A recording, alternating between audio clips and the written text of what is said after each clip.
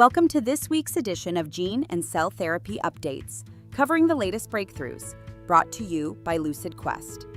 Neurocrine has returned 2 central nervous system gene therapy programs to Voyager Therapeutics, a partnership originally valued at $1.7 billion.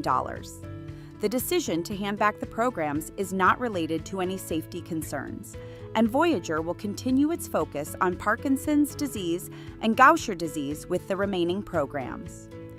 Aspen Neuroscience has shared promising results from its Phase 1/2a clinical trial for its personalized cell therapy in Parkinson's disease.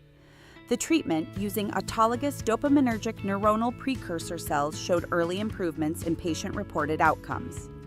Aspen will present full data at the International Association of Parkinsonism and Related Disorders meeting in New York, 2025.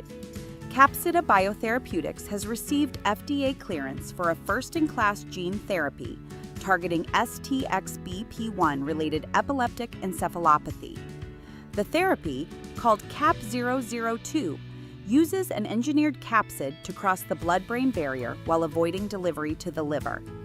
The first patient is expected to be dosed in Q3 of 2025. Regenxbio has received FDA clearance for its gene therapy, MVX220, for Angelman syndrome. The Ascend-AS study will begin in late 2025, evaluating safety and efficacy in both adult and pediatric patients. The therapy aims to restore expression of the UBE3A gene in neurons. MeiraGTx has been granted RMAT designation for its AAV-GAD gene therapy for Parkinson's disease. In Phase 2 trials, the therapy showed significant improvements in motor function. The designation allows for faster review and potential accelerated approval by the FDA. Sarepta Therapeutics has received regulatory approval in Japan for its gene therapy, Elevidys, for Duchenne muscular dystrophy. The approval includes children as young as 3 years old and is based on 2-year Phase 3 trial data. This milestone marks a significant advancement in the treatment landscape for DMD in Japan. Casgevy, developed by CRISPR Therapeutics and Vertex Pharmaceuticals, is gaining traction in gene therapy for sickle cell disease. With over 65 treatment centers now involved, the therapy has shown promising results in early clinical trials, including a reduction in cholesterol and triglycerides.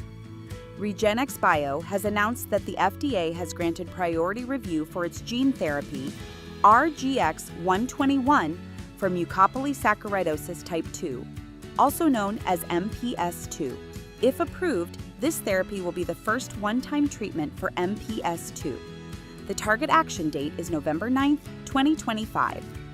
Genascence has reported that its gene therapy, GNSC001, met safety and efficacy endpoints in trials for knee osteoarthritis. The therapy showed sustained gene expression for up to 12 months. Late-stage development is expected to begin in 2026. Ensoma has received FDA clearance for its gene therapy, EN374, for X-linked chronic granulomatous disease. The therapy works by directly modifying hematopoietic stem cells. The Phase 1/2 clinical trial will begin in Q4 of 2025. Stay ahead in gene and cell therapy research. Like, share, and subscribe for weekly updates. Visit lqventures.com or email us